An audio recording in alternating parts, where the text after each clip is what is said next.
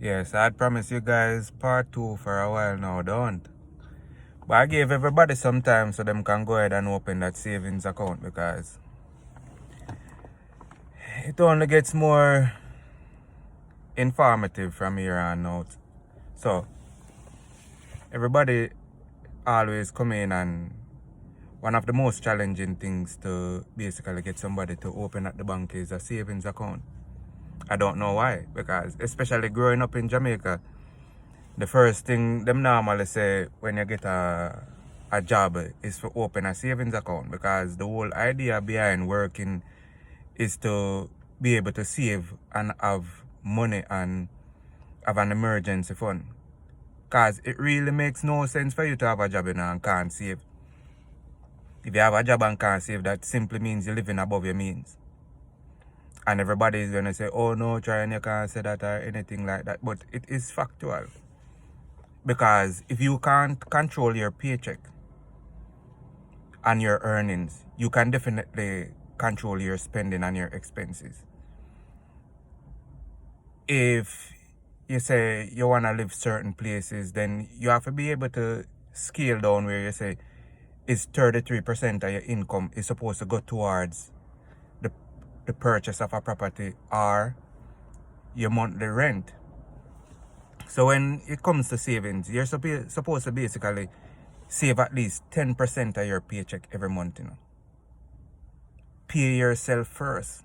Imagine how hard you work. And before you even get that paycheck, Uncle Sam take 20 to 33% of that before it even hits your direct deposit or your paycheck. So you must can take 10% each month, set aside and say, listen, this is for me, for how hard I worked this month or this 2-week period.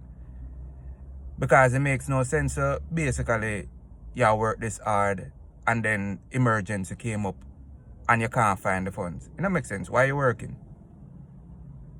You have to be disciplined. Put aside certain amount of money each month. 10% of your paycheck. Put that inside a savings account so you can save towards starting to invest. Because that is ultimately it, you know. Because after a while when you build up the savings, then you can look towards investment. Because you have to have at least 6 months emergency funds set aside in a savings account before you can even start think about investing any money. Because investment is always for the long term. So you have to have liquidity in case anything come up. So you have to look into all of those things. You have where you know, say, in case something come up, you can always run to the bank, run to the savings account. Because once you go investments, you're going in for the long term.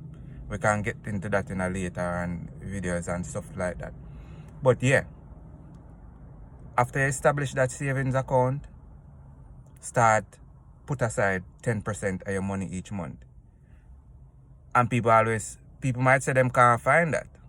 But we can always look at everybody's bank statement and see the KFC and the Popeyes and the shoe store and all of those stuff where them are waste money.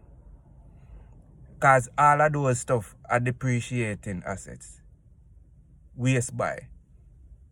And to be honest, if you don't have any savings, you can't afford to eat out. And eat out includes lunch. Because if you factor in $5 to $7 a day, $25 to $35 a week, $100 to $140 a month spent on eating outside of your home, when you could have a supermarket and basically have a lunch meal for the week and all of those stuff. So yeah man, start put aside 10%, control your expenses, go through your expenses, look at it, and just start a disciplinary action. If I even start save 5%, because you have to start at some point. So we're going to revisit that topic here, because I have to go work. But stay tuned.